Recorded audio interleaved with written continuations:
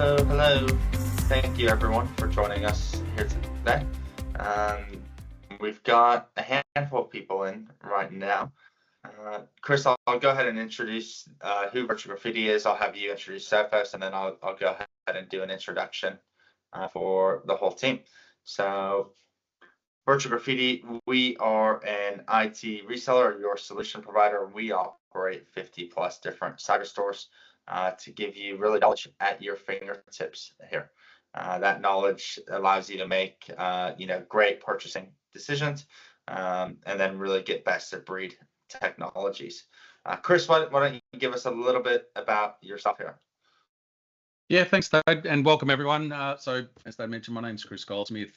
I'm the manager of solutions engineering here at ANZ, at Sophos for ANZ. I run a team of about 8 engineers across the country, and we assist with technical solution mapping as well as demos, those types of things. So, been with Sophos a little over 6 years now, but in the industry, approaching, I hate to say it, 28 years. So, yeah, it's a all hands, process of going through, keeping up to date with a lot of technology. Obviously, it moves quite quickly, so yeah, keeping busy. Absolutely, 28 years, Chris. What sorts of companies have you worked at? Where have you been? Tell us a little bit more.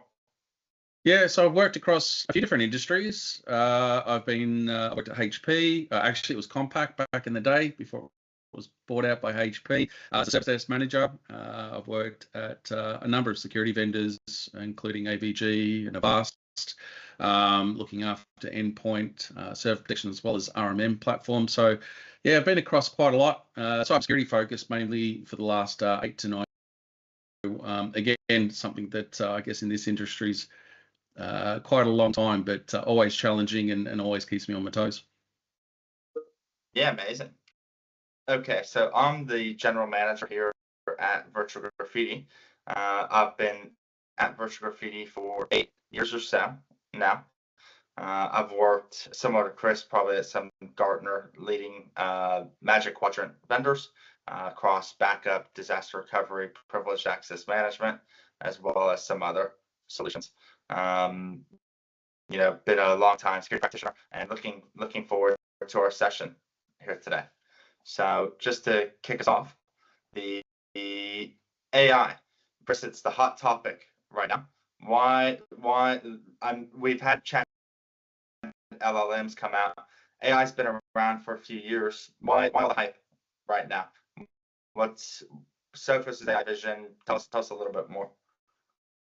Yeah, well, certainly over the last few years, a wave of integrations with AI across multiple sectors.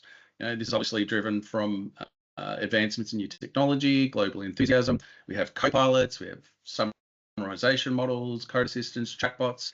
Everything from all aspects of the organization, from engineering through to HR and management. It all may seem quite recent, but actually AI has been woven into the fabric of cybersecurity for a lot of years. But there's always improvements to be made. So in our industry, for example, we often deploy models on a massive scale to process, billions of events in large language models, as you mentioned there, Thad, LLMs. These models are usually the ones that grab the headlines. They perform really well. They're quite popular, and they're quite suited for certain circumstances. But with cybersecurity, the adoption and how quickly cybersecurity moves, hosting LLMs to process billions of events requires a lot of infrastructure and process compute and a lot of memory. So, since these computational demands of maintaining these LLMs, they make them quite impractical for cybersecurity applications, especially those that require some real-time large scanning processes. Smaller and efficient models may play a more critical role in these applications. Yeah, I think it's tough, right? Because it's like if you really want to make the impact, you either align with one of the public cloud providers, or you've got to host a whole bunch of infrastructure on premise, which not everyone has the space or the cooling or the energy bills required for it. I mean, graphic compute, it's pricey. Yeah, and as we know, things like clouds, when you're hosting things in the cloud comes with its own inherent challenges and responsibilities when it comes to not just hosting, but also trying to secure, trying to manage and get visibility across those environments. So it comes back to that responsibility model. Who is responsible for what is on the cloud, what is in the cloud. So again, makes it a challenge for most organizations, especially small to medium-sized businesses, where they're still grappling with a number of different tools and applications when it comes to SASE type access. Not sure why my Teams is acting up today. I think never someone work children or animals. And then yeah, someone tried to call me, and then it kicked me out of here for whatever reason. So anyways, hopefully nothing else will drop me out today. That's funny. It's AI coming for me, Chris. That's it. It's coming for your job, Thad. Terminator. All right. So look, I guess the biggest thing is, and why I don't think AI is here to replace us just yet, besides kicking me out of Teams meetings, is that you kind of need that coupled with human expertise. It's one thing for AI to digest maybe a security log, but then it's you need that human still to action what you do with that, and we're not quite there just yet in terms of the next step. It's great at doing maybe a list of suggestions, but you still need the human in here to digest and respond to it. Yeah, I mean, nothing beats the human gut. As you mentioned, AI hasn't got there yet. It hasn't got that element. It certainly helps to play a role in making our life easier, but many people are obviously concerned. And when you have a look at the headlines in mainstream media around AI taking jobs and stuff, it just isn't the case. Obviously, there's good applications for it, but it still requires that human element in the end, as we'll go through a little bit later on. Issues and problems with AI, and those guardrails and guidelines still need to be put in place. So yeah, we still need to leverage AI to assist us and to make our life easier, not necessarily. I was talking to one of the leaders at one of the banks here, and he was saying, look, AI isn't getting rid of any of my threat researchers or my security analysts, but what it is getting rid of is his SIM, right? And he's replacing the SIM with AI that they built internally, but they still will have all the threat hunting team. They still will have all the threat analysts, all the security researchers there. It's changing where they're investing their technology stack, which I thought was pretty interesting, really. Yeah, and I guess that's what it comes down to. Like most things, we adopt technology at such a quick rate these days. There's a lot of assumptions being made, there's a lot of misconceptions being made, but thankfully there's a lot of information and sessions like the one we're running today to help educate users and help educate businesses on the practical uses and what it actually means, rather than just looking at the flashy headlines that are telling us that the robots are rising and they're taking our jobs, kicking us out of Teams. So you guys have obviously baked AI into some of your hopefully some guardrails in here. Tell us a little bit more, Chris, about what you guys are doing and how it's different from some of the other security vendors. Yeah, absolutely. So as I mentioned before, there's many different flavors of AI, and again, we'll go through some of those a little bit later on, but it's not something new. We've been using AI in our products, or integrating AI into our products since 2017, and really with the purpose of helping to not just scale, but also provide efficiencies, whether it be through customers managing their cybersecurity, whether it be through our own managed detection and response service, to help identify threats early on in the process. We provide what we call deep learning or deep neural network AI, which is a form of AI, quite different to what you generally see around the generative AI. And again, we'll go through some more of those a little bit later on. But being able to ingest, something like 600,000 customers' data quickly, and then being able to go through that, looking for things that are malicious and being able to stop those malicious things early on in the piece, is really where AI is built into all aspects of cybersecurity with Sophos. So from our endpoint through server through to even appliances, think of traditionally, you've done networks with the firewalls or with the switches, being able to incorporate AI into those platforms or those pieces of infrastructure helps to alleviate some of the burden off the engineers that are using those or people that are using those tools and technologies, but also help bring them together. So, things like adaptive AI means that, it's not a static thing. It's looking for things that are new. It's looking for leverages and synergies where technology and information can be shared amongst different products. So really helping to build an ecosystem of cybersecurity as opposed to just point products. You can't just slap a point protection product and away it goes, right? It has to be calculated, and you don't want to making mistakes either. So I guess you guys, as you're saying, it's kind of battle proven. I see 50 Gen AI learning models integrated into the products. That's not just Chat GPT. So tell us a little more, and tell us a little bit about the telemetry that you guys have, because this is something you hear about from Microsoft and some of the other large endpoint providers, is that they have all this telemetry on the endpoints out in the field.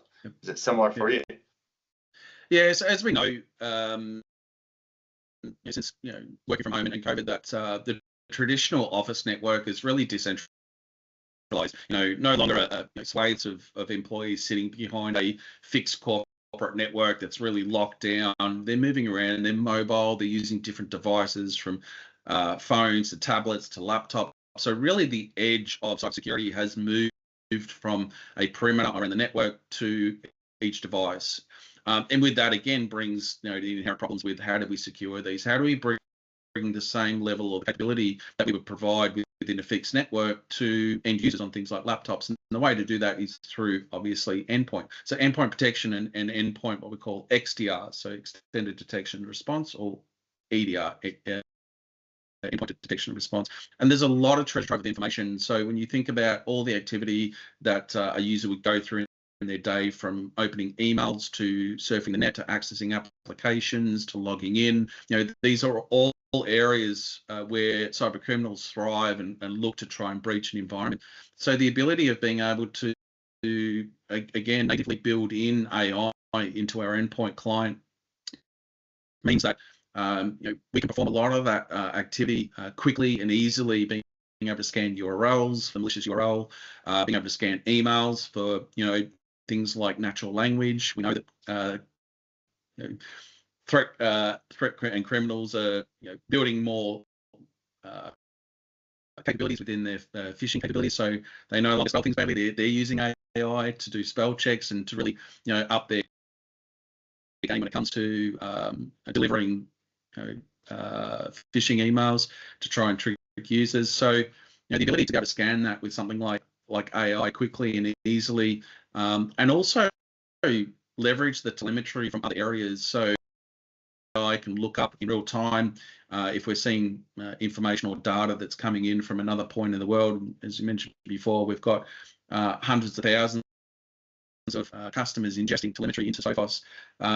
We can quickly and easily identify and neutralize an attack well before it even happens. So it happens on the other side of the world. We can apply that same methodology and that same detection here in Australia to stop an attack proactively. So there's a lot that sort of the 50 neural network AI models really allows us to be able to be at the forefront of being able to stop things like zero-day attacks, things that have never been seen before. We can analyze using AI threat patterns and techniques and tactics that cyber criminals are using to better map, plot, and neutralize an attack from happening in the first place, and then stop it in other areas. So there's a lot that the AI does. It does a lot of the heavy lifting, absolutely.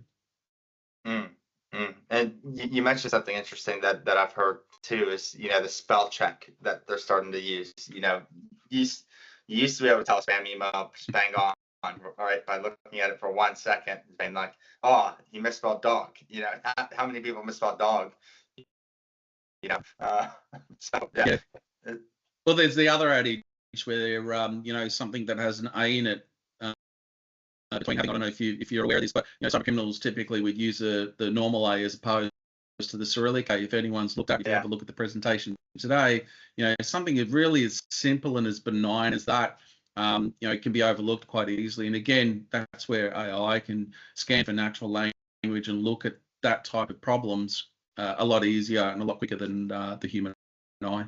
We should have first put some Cyrillic A's into the PowerPoint here, and seen where people can spot them. So there's four different AI models here.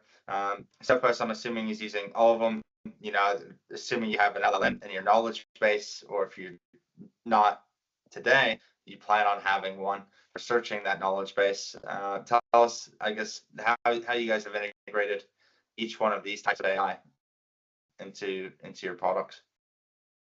The two types, and probably the one that most people are familiar with, is the Gen AI, or the generative AI. So that's your everything from ChatGPT to Copilot, where you can punch in a question and it will return an answer. It'll go scanning all into it. Deep learning AI uses what we call that neural network. It's the building block programs that are built into the tools to be able to identify and recognize things like patterns. As I said, techniques and tactics that cyber criminals are using. We can contribute information into that, so we can supplement that, the contextual information, and it goes out and it looks at, rather than being static, many different influences on that. Now, these are both built on what you saw there at the bottom there, the massive AI models, or the LLMs. But we've also seen the emergence of the small AI models. These are more robust, quite quick, and really designed to focus on more specific tasks or use cases. So we do at Sophos, we use a combination of all of these. As you saw before, we have over 50 deep learning AIs built in. We also have generative AI, or Gen AI, that we built ourselves, baked into the product. Now, from start to finish, as I said, there's many different uses, from being able to spot patterns within telemetry or data, identify something that is malicious, or something that might be benign, maybe suspicious, not necessarily malicious, but it's turning that way. And as soon as it does, being able to identify it quickly and then neutralize it. The generative AI is to be able to curate and assist users to understand security within their environment. So we provide a Gen AI agent that summarizes threat telemetry. One of the biggest issues that we find in cybersecurity is just the noise, the white noise, a lot of information, a lot of telemetry coming in, a lot of alerts coming in, being able to identify what's important. What does it actually mean? What does it mean in my language? Not every person that works in IT is a coder or a programmer, and a lot of these alerts can be quite cryptic. So being able to sort that information and then present it in a more human way, so that a person can understand it, and also then provide recommendations on how to resolve or remediate an issue. So that's where they both sort of come in. As I said, one, being able to have the tools and the products take a lot of the heavy lifting, drain out the noise, stop the bleeding, so to speak. And then the generative AI being able to help focus and better utilize the time for analysts is key. Yeah, looking like that was one of the issues when I first deployed our SIM, was that we were getting log and alert overload almost, right? We had 5,000 alerts filling out all the cloud storage and our syslog tool. And it's like, okay, well, and this is long before AI, had hit the scene. I was like, okay, well, we've got to go out and filter this. How do I determine if this is actually something I can filter and look after looking at log? When you look at logs, as long as I have, it's fine. You can determine that, but not everyone has that expertise or skill set to say application event type is something you can dismiss or you can't dismiss. So it's fantastic that people who aren't as skilled up in some of these products or solutions can the AI and start learning on the fly. Yeah. So yeah, typically deep learning allows you to perform tasks on a very vast scale. Those repetitive tasks. It Mm, deals with that huge amount of information, those threats coming in, and then being able to access the tools. Identifying never seen before attacks. Being able to quickly shut those down. We do see in a lot of the cases, the time that it takes for someone to respond, as you said, to go through 10,000 alerts and identify which one's the most critical one, especially when they're all coming in as critical or high. It's quite difficult. So being able to prioritize that, being able to scan through those those data points and reduce the amount of information that needs to come in, or consolidate things that are being related. You may have 10 alerts on the same thing that are being repeated. Traditionally, days gone by, you would have to investigate every single alert individually to make sure that there was nothing missed. So that's where deep learning comes into play, where it can help reduce the amount of noise that comes in. mm, mm. I'm seeing here that your deep learning also looks at threats and solutions that people wouldn't normally look for threats. PDF documents. Microsoft Office. I'm assuming in the macros there. Where they're often hiding out. I guess what taking for you guys to go into that next layer, is that only possible AI, or did you have other tools with that? Yeah, I think AI is assisted with the scale, as we know. As I said, people moving to be more dynamic, things are happening quicker, people are living more online, we're using SharePoint online drives. So being able to scan information quickly and easily, again, days gone by, everything was quite static. It was saved to the laptop. If something was to happen or it was to turn malicious, it would be slow. So certainly AI is assisted with the rate at which we're able to scan vast information and then act quickly to scan, things that may be suspicious. As I said, it's not all about just the things that are malicious. Often when you find something being malicious, it's already too late. Something gets caught, and most of cybersecurity. But where the real challenge for cybersecurity is being able to look at those benign incidents quickly and easily and discount them. I always say that it takes just as much time to investigate a benign incident as it does a malicious, especially with the absence of information. If you're not seeing something flag, you're not seeing that ransomware node or something go funny, you're often chasing the rabbit down the hole. So it takes time and effort, and often time we don't have, or as you said, around expertise. So again, that's where AI can really simplify that process, and being able to identify something that may not be malicious, could be suspicious, turns malicious, and act quickly to neutralize it. Yeah, even just looking at your AI use case that you put in here for XDR, again, lowering that barrier for security operations, and then making the smart decisions, right? When I have to go in and do an incident response for anytime we have a security incident, I don't have to create all that content on the fly anymore. I can just, give the bullet points, have it spit out for me in the format that I want, and not even think about it anymore. And it's over the board here. That's in minutes instead of 40 days for me to properly look through it, type it out, rephrase it the way I need it to, and then send it off, right? So yeah, Well, no, it's cutting down huge. yeah, especially when we're now talking with the responsibility around cybersecurity. It doesn't just sit with geeks or nerds like myself, engineers. It's the whole business. We see laws changing, we see regulations changing, and compliance requirements, even for the small to medium-sized businesses, which again just adds more pressure.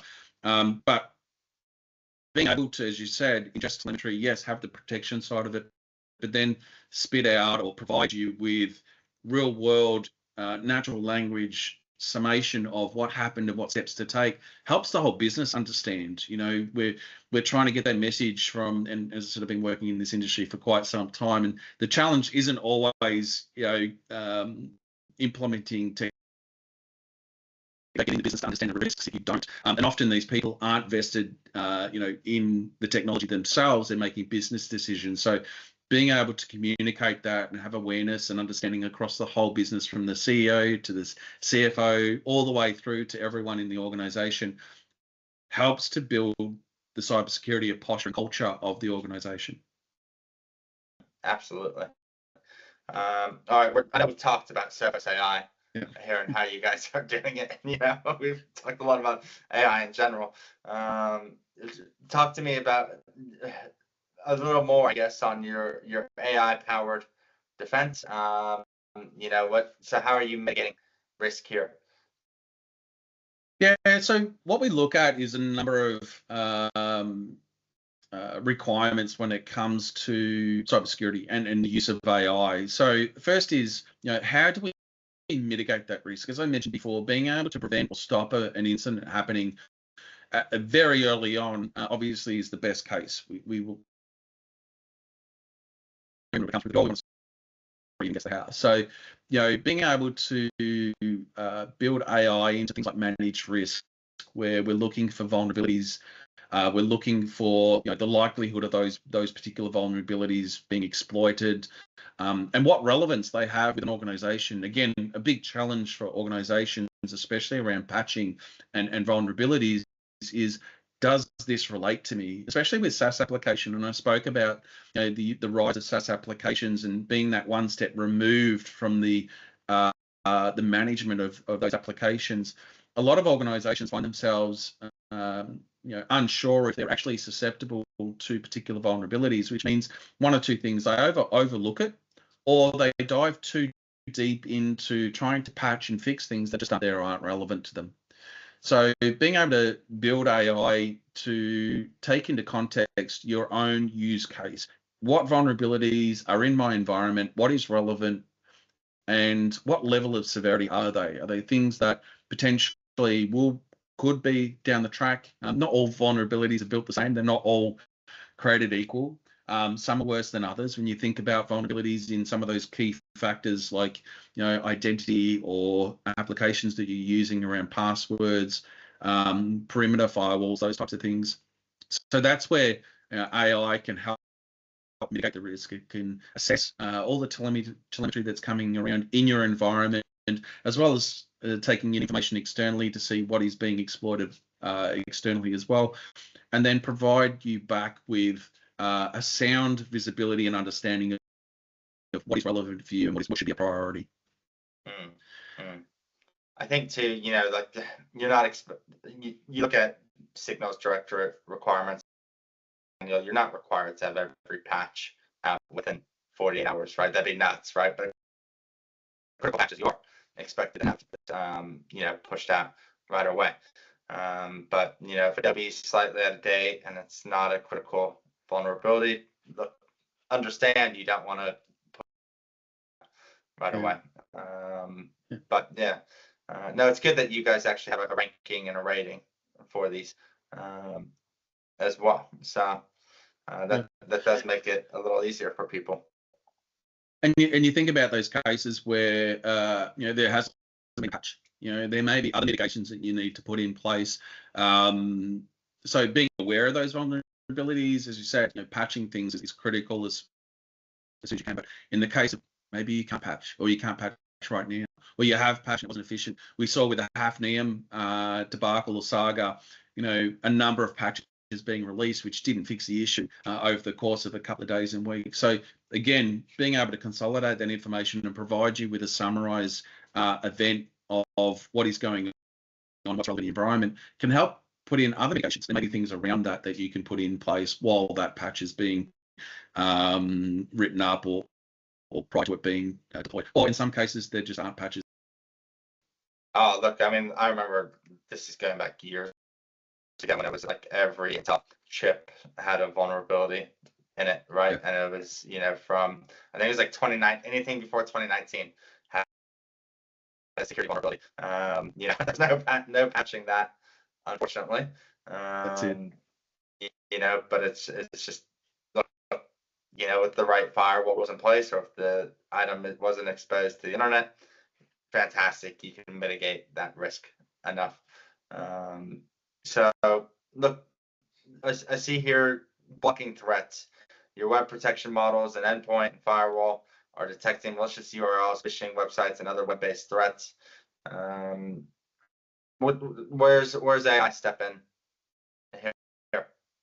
Yes. So again, there's a number of different factors when it comes to the AI, and I mentioned the neural network. So being able to piece together the signals, the data, what we call data. So whether it be user usage and patterns, detecting malicious URLs, phishing websites, phishing emails, other web-based threats, but also being able to share that telemetry. The beauty of the way that we do it at Sophos is that all of our products share the telemetry. So if something gets detected on an endpoint, it can talk to the firewall, and then the firewall can do something about it as well. So it's that natural synergy of the products learning from each other and working with each other to provide a better security outcome. As I said, the quicker that we can stop a threat, identify it, neutralize it, the less of an impact, and obviously improve services and continuation of business organization services under the norm. So if an endpoint detects something malicious on it, before it spreads to the rest of the network, it can tell the firewall can block the traffic so it can protect the rest of the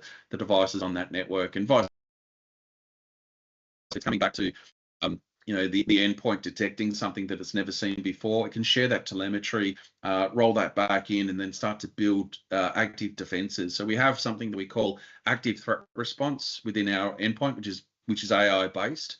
So on top of being able to scan for patterns, we're looking for activities that are traditionally things like what we call hands-on keyboard, or living off the LAN. Someone actively, breaching a machine, punching in on a keyboard, access something malicious.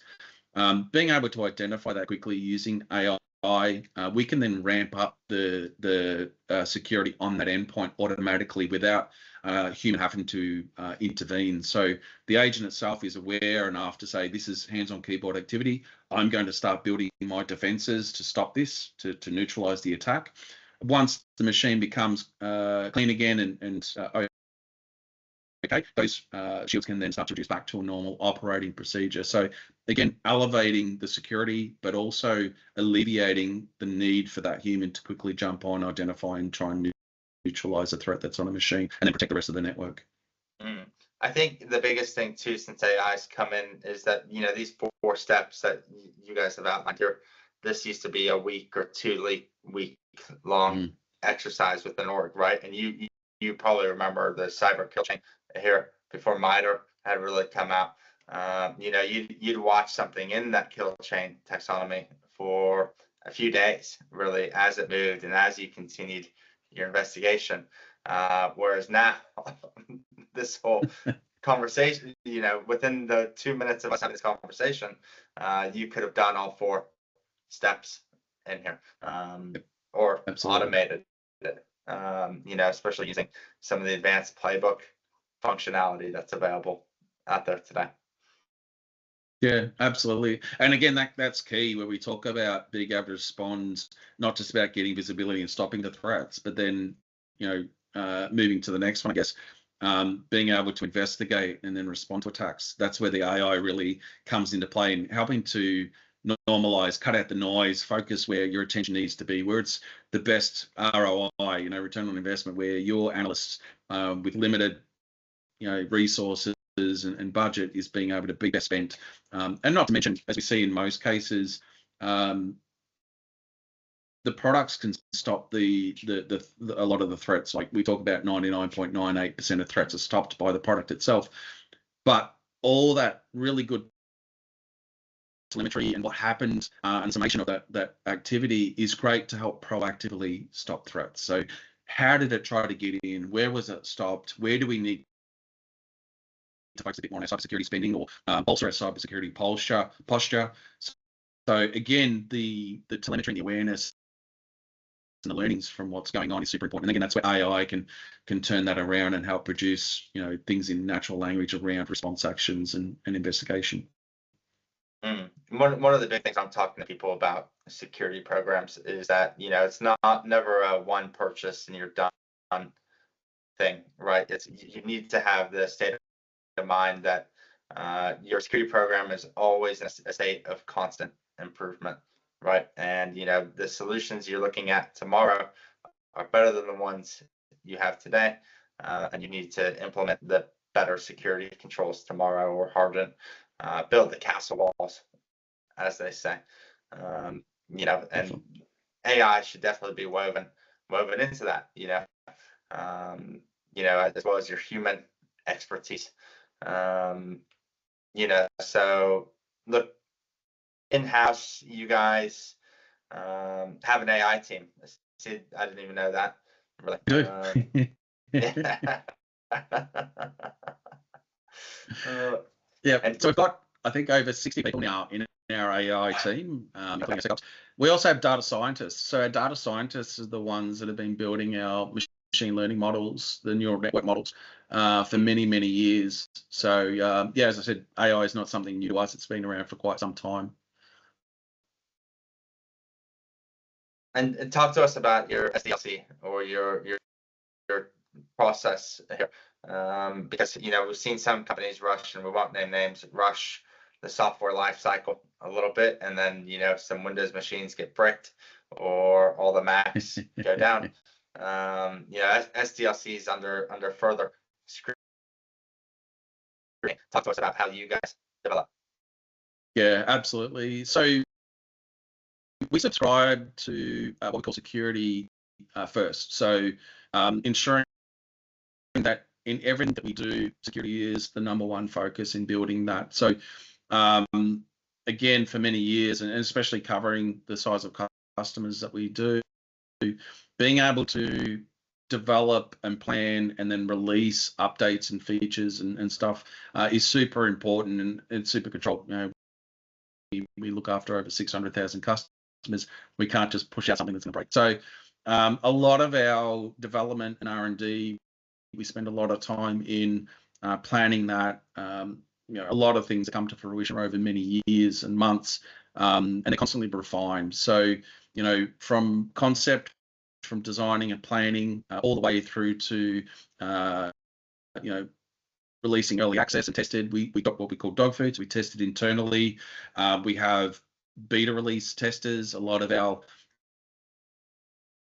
partners and customers are happy to do the beta release testing, and then obviously being able to then do that full release. But the great thing about this is that at each stage there's that feedback loop. So it's not like a bullet a gate. We just sort of, okay, we've got a great idea, let's release it. It goes through a number of different channels, and again, like most things in IT, having that ability and the redundancy to be able to go, okay, we need to stop here, we need to go back a little bit, we need to fix what we're doing, and then progress. So that by the time it comes to the full release and publicly available, it's been tried and tested. It's been put through a lot of hurdles and a lot of rigmarole. So the great part is the fact that in most cases, our customers have the ability to control that and contribute into that. So we have a lot of great customers that are being able to provide, feedback.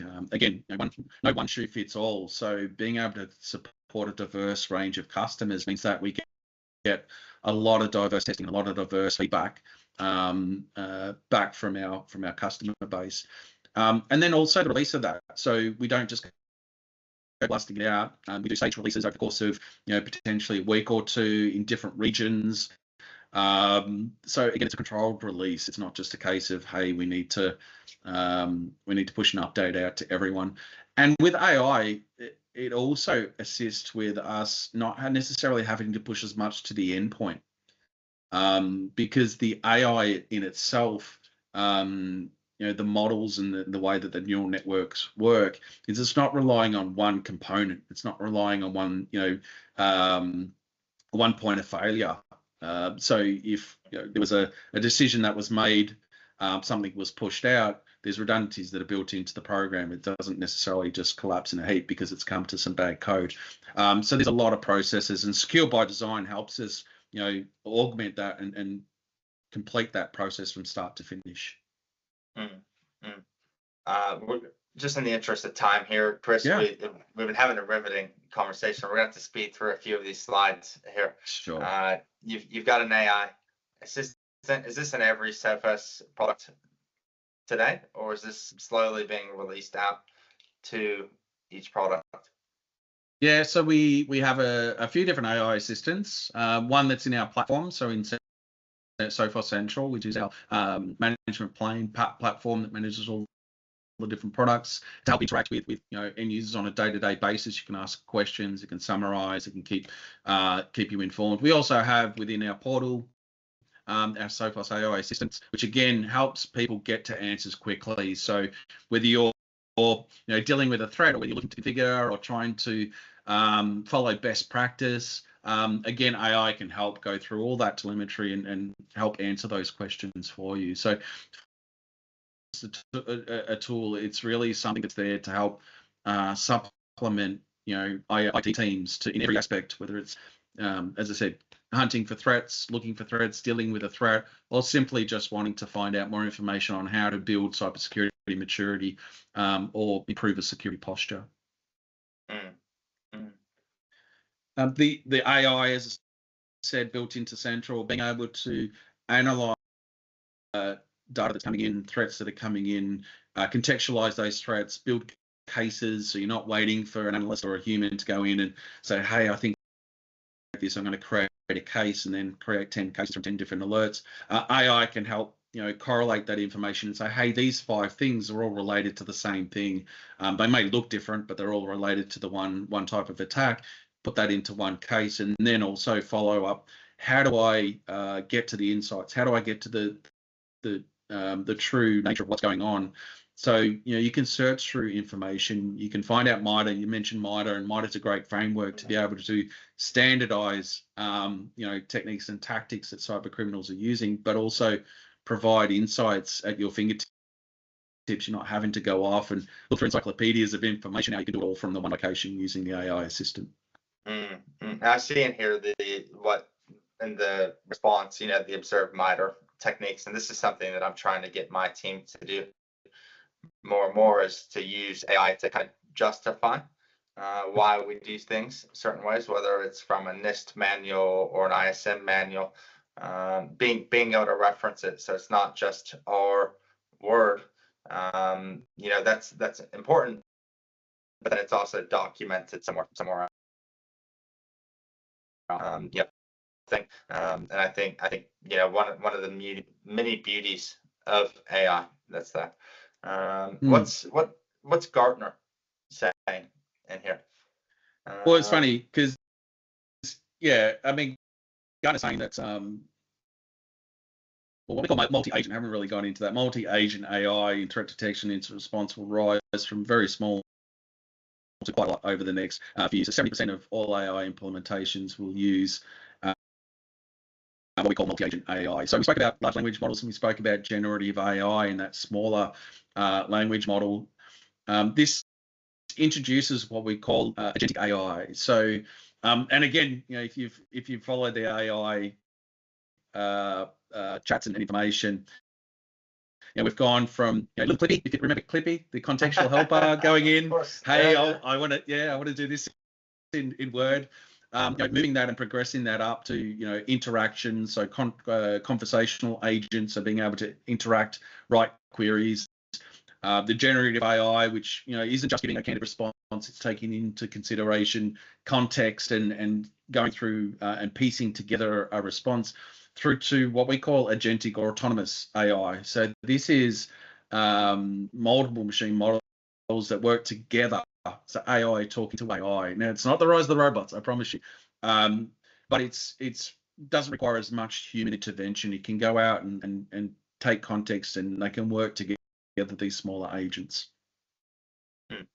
So how many orgs, what's your prediction, Chris, for how many companies are using AI today? Well, the thing is, most, in some form or another.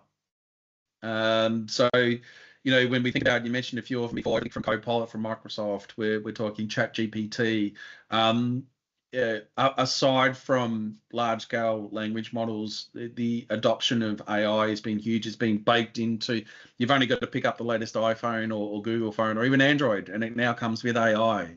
So it's being introduced and it's being put into our lives more and more around the world. So we're talking not just professionally, but in our personal lives. We know so much, carries on, and it should be something that we should be aware of. Shouldn't be, afraid of, but certainly be more aware of and understanding what part AI is playing in our lives, both professionally and in private.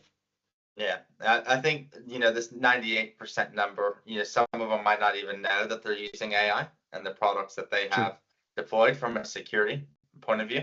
That's true. That's probably only 70% no, and then the other 28% here, I have really, no idea. yeah, yeah, they're like Copilot, cool. Yeah. You know, including my subscription. All right, so look, 73% use cybersecurity solutions that include deep learning, including your product. 65 are using cybersecurity solutions that include Gen AI, and then 34 are using in-house Gen AI to elevate their security posture. And I think that's going to continue to rise. Yeah, it's certainly not going to go away. As I said, with the adoption of technology and AI into our lives, whether we like it or not, it's happening.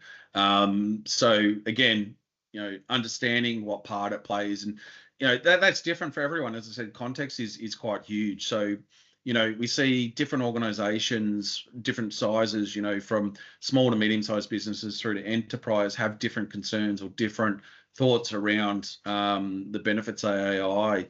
But probably the big one from here is you'll see in both the 249, 499, 1,000 plus and 2,000 is protection. Being able to improve protection from cyber threats. As we know, this is the number one cause of headaches, especially around organizations with data breaches. You've only got to look in the news in any given day of the impact of a data breach, how large it's getting. We're seeing larger and larger organizations and more people getting affected by these cyber breaches. So protection's definitely a big one. Obviously, there's some other ones that we've spoken around burnout, overwhelmed, under-resourced, under-budgeted. Being able to get more out of the tools and help reduce that fatigue, which we see a lot in IT, things happening so quickly. Analysts and agents are getting burnt out quite quickly. So, but overwhelmingly, protection is the big key and the benefit for Gen AI. We've spent a lot of time here, Chris, on the good sides of AI.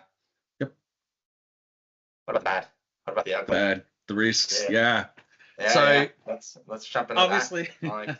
let's get into the. So obviously, there's a lot of risks when it comes to AI. So again, we see a lot of adoption by threat actors around AI. So being able to clean up their bad spelling or making their phishing emails seem a lot more tugging on the heartstrings based on current events. We see the rise of additional new types of phishing around things like voice phishing or vishing. And of course, the one that's really hitting the news at the moment is the deep fakes. Being able to impersonate, quite convincingly, someone to believe something that just is not there. It's just fictitious. So, being able to defraud someone, bypass security controls, convince someone to hand over or to make a deposit. These are some of the things that we're seeing as part of what the cyber criminals are using when it comes to AI. And even to where I think I've seen one of the authentication vendors release, help desk verification software here, to help verify the other end actually is the user they're talking to and not just an AI chatbot that they've got rolled into. And I think we've both probably seen some of those videos of politicians or other public figures that are made made with AI here. Yeah. And it's going to get worse, like, before it gets better. There was a famous one the other day where someone impersonated Anthony Albanese of everyone. Like, everyone knows what he looks like. But yeah, you're right. Being able to come up with quite a convincing, and obviously, when we're under pressure, which is what a lot of the threat actors, their goal is to put us under pressure, so that we make a slip up.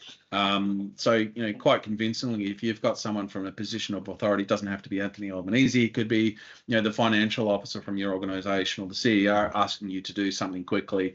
Obviously, people under that pressure can crack or miss things. So yeah, it becomes quite a concern.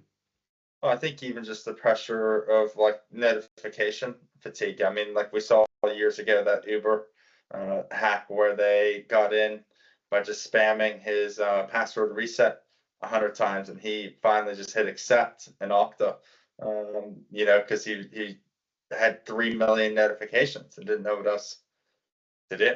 Yeah, and I mean they're quite resilient threat actors. They're not going to just try once and go, I wasn't successcybersecurity. They're persistent. Too hard. Yeah. They are. They're persistent.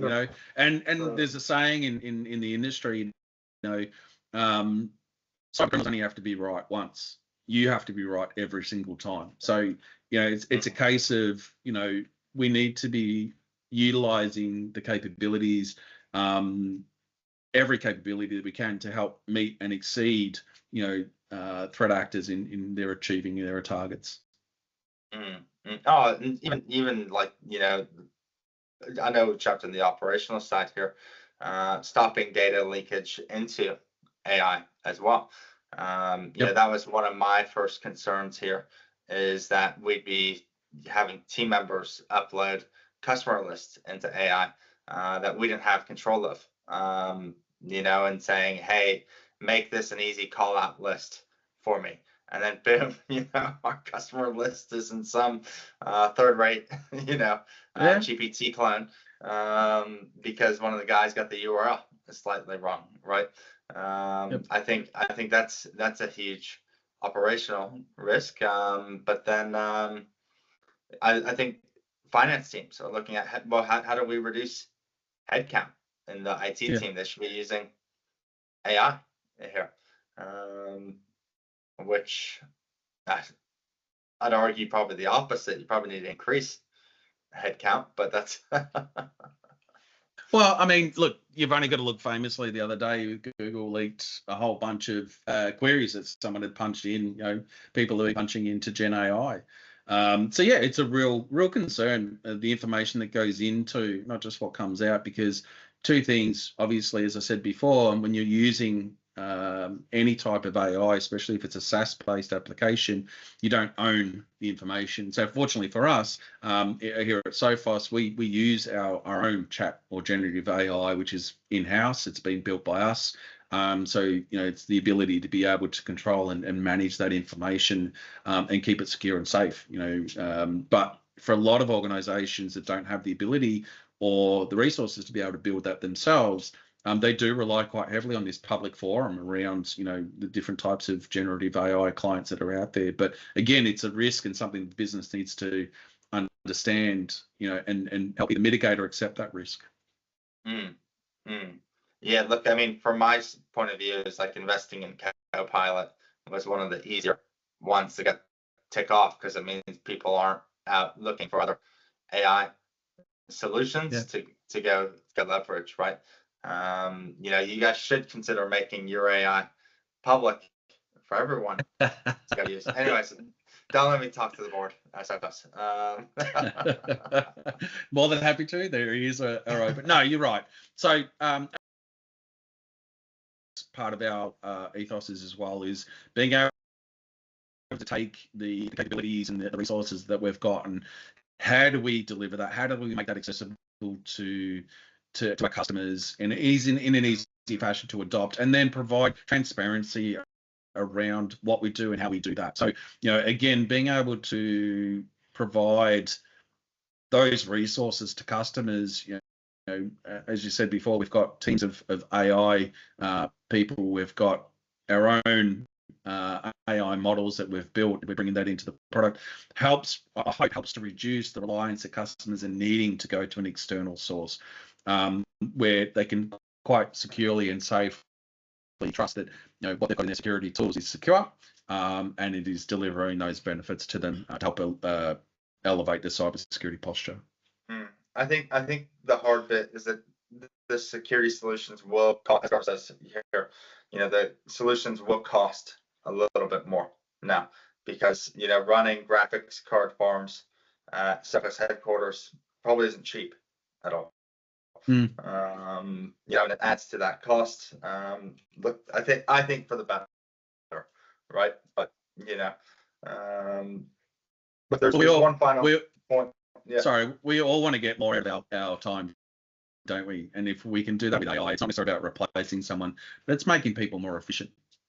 Yeah, absolutely. There's one more risk in here that we got to talk about, and then I think we got to wrap it up because we have 3 minutes left, and this time is flex for us. So the risk of compromise and ChatGPT Copilot. Talk to me about that for a second. Yeah, so like most things, if it can be built, it can be broken, and threat actors are always trying to find new and novel ways to spread their wares. So, obviously, when you're ingesting a large amount of information and telemetry, it really comes back to the quality of that data that's coming in. And threat actors know that if they can take that data, if they can put in false information, misleading information, then the results are untrusted or unreliable, or aren't necessary. So there is a real risk that the models that are being used, the models that are being trained, what's being put into it, one isn't going to get released. If it's legitimate corporate information, poison isn't getting factored in by threat actors. So again, that's a real concern, and again, that's where we find a lot of that secure by design principle, where there's many different controls and elements put in place to stop those. So being aware of it is the first step. Like most things, if you look at the Essential 8, being aware is the first step in most frameworks.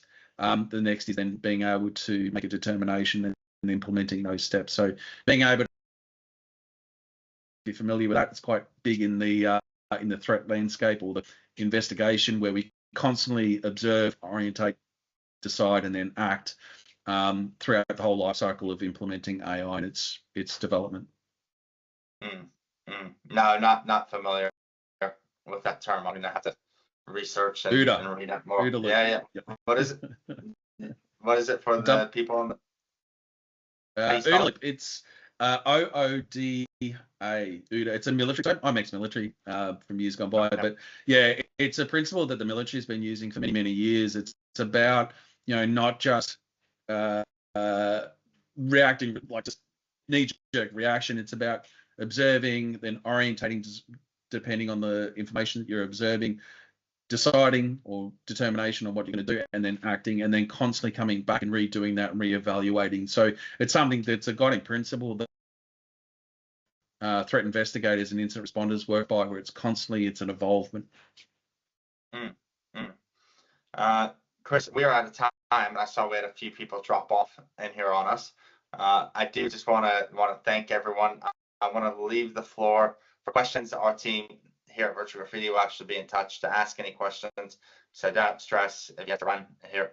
In fact, we could probably just wrap it up and just thank everyone for joining. For any questions, quote, demo requests, if you just want to chat AI, the latest models with Chris and I, feel free to reach out. Otherwise, we're more than happy to do some product demonstrations here with Sophos and their AI capabilities. Appreciate it. Thanks for your time. Thanks, everyone. Fantastic. No, thank you. Chris, have a great day, and thank you, everyone, for joining today. You too. Appreciate it. Awesome. Thank you. See ya. Bye.